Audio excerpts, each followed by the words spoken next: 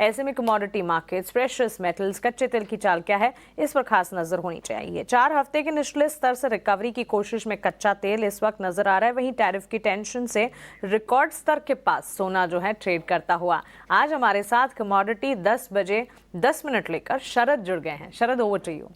जी बिल्कुल, commodity segment में of course global volatility Mansi ने ज़रूर पॉइंट आउट किया है ना। ऑफ कोर्स डोमेस्टिक वॉलेटिलिटी भी देखने मिल रही है। और ऑफ कोर्स देखें तो जो 10 टॉप खबर है मानसी, यहाँ पे इस पे फोकस करते हैं क्योंकि हमारे दो चीज़ है। एक जो है हमारी ओवरऑल माइक्रो इरिगेशन अभी भी इम्प्रूव्ड है, तो कभी भी वेदर में ऊपर नीचे होता है तो अब उतना इम्पैक्ट नहीं होता, तो ये भारत के लिए बहुत पॉजिटिव है। ओके।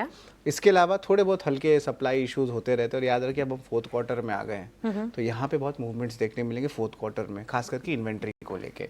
तो लेकिन चलते 10 बड़ी खबर के बारे में बात कर लेते हैं कमोडिटी स्पेस में। जीरा की बात करें तो लगभग 20,330 के करीब है, लेकिन बेहतर फसल आने की रिपोर्ट है। इससे जो है ओवरऑल देखने मिल रही है कि मोमेंटम देखने मिल सकता है स्टॉक में। वही धनिया की बात करें तो यहाँ पे जो है एक्सपोर्ट के लिहाज से भाव में जो है अभी भी कॉम्पिटिटिवनेस देखने मिल रहा है और थोड़ी रेंज बाउंड भी है। हल्दी की बात करें तो उत्पादन के आंकड़ों पर जो है नज़र रहने वाली है। अभी फ्रेश जो नंबर्स आए हैं वो अभी तक आए नहीं है, डिस्क्लोज नहीं हुए, बट बाजार जो है उसकी एक्सपेक्टेशंस कर रहे हैं। ग्वारगम स्वीट्स की बात करें तो यहाँ पे एक्सपोर्ट्स को लेकर अभी थोड़ी चिंता बनी हुई है। उसकी भाव लगभग 10,000 के करीब है। और कैस्टर सीड की बात करें तो 6,470 के लेवल्स पे आए हैं। और इंडस्ट्रियल मांग जो होती है, इंडस्ट्रियल डिमांड जो B2B डिमांड जिसे कहा जाता है, उसमें इम्प्रूवमेंट देखने मिल रहा है। कपास में भी बात करें तो 1475 के करीब जो है यहाँ पे आप कह सकते हैं आंकड़े आ रहे हैं। और आइस कॉटन की प्राइस ऑलमोस्ट 66.5 सेंट्स पे है। कपास खाली में जो है हल्की मांग के जो सपोर्ट आ रही है। और कॉटन की बात करें तो यहाँ पे हल्की नरमी देखने मिल रही है। इसके अलावा of course cotton wash oil की बात करें तो 1220 लेवल्स के नीचे आ गए हैं और हल्की नरमी का रुख है। और आखिर में मेंथा ऑयल के बारे में बात करूंगा, जहां पे लगभग 920 रुपए के करीब के जो है लेवल्स देखने मिल रहे हैं। और सप्लाई यहाँ पे देखें तो थोड़ी कमज़ोर ज़रूर है। तो ये तो ऑफकोर्स हमने एग्री सेगमेंट की बात की है। नॉन एग्री सेगमेंट्स पे भी हम जो है गोल्ड की बात करें तो अभी भी थोड़ी वॉलेटिलिटी है, टुवर्ड्स द हायर साइड जो है आपकी गोल्ड प्राइसेस की बात हो रही है। ऑयल सेगमेंट में भी जो है ऑफकोर्स ग्लोबल क्यूज़ के कारण जो है आपकी ऑयल पे जो है वॉलेटिलिटी देखने मिल रही है। लेकिन अब जो है हम चलते हैं रुख मुड़ते हैं हमारे गेस्ट की ओर। ट्रेडबुल सिक्योरिटीज़ के भाविक पटेल जी हमारे साथ जुड़े हैं, जहां पे वो हमारे इंपॉर्टेंट ट्रेडिंग कॉल्स बताने वाले हैं। भाविक जी नमस्कार, आपका स्वागत है हमारे कमोडिटी सेगमेंट में। भाविक जी ज़रा बताएं, गोल्ड सिल्वर क्रूड सबसे पहले लेते हैं, यहाँ पे इनके इंपॉर्टेंट लेवल्स और टारगेट स्टॉप लॉसेस क्या हैं और क्या मूविंग इंडिकेटर्स रहेंगे, बताइए। Good morning.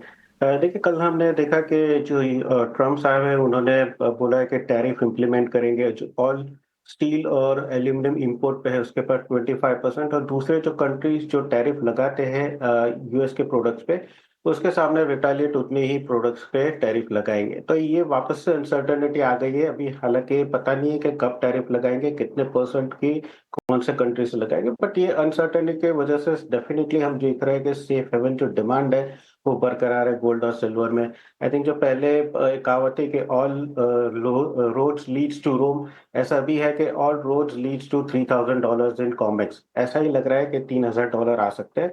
और क्योंकि करेंसी भी हमारी देखें तो ऑल टाइम लो पे है, तो दोनों गोल्ड और सिल्वर दोनों में हमें तेजी देखने को मिल रही है। तो इंट्राडे भी आई थिंक लॉन्ग ही करना चाहिए, जहां पे गोल्ड पे 85-180 के करीब बाय कर सकते हैं, 85-500 के टारगेट के लिए, 84,950 का स्टॉप लॉस।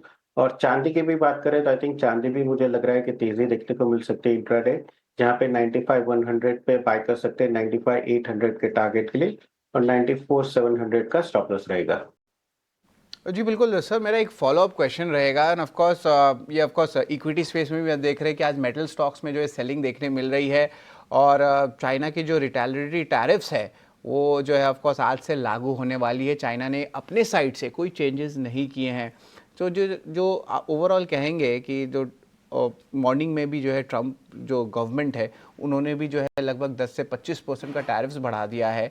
और यहाँ पे देख रहे हैं कि थोड़ी बिकवाली देखने मिल रही है मेटल स्पेस में। और आपने कॉपर का भी जो है आपने बाई रखा है, टारगेट प्राइस 863 का रखा है, स्टॉप लॉस भी जो है अराउंड आप कह सकते हैं 859 का है। तो ये कॉपर लेवल्स पे ज़रा बताएंगे, क्योंकि आपके ferrous metals, non ferrous metals पे भी वॉलेटिलिटी देखने मिल रही है और वो प्रेशर जो है हमको इक्विटी मार्केट्स में भी देखने मिल रहा है। तो ये कमोडिटी मार्केट्स में कैसे प्लेस आउट होते हैं, ज़रा बताएंगे।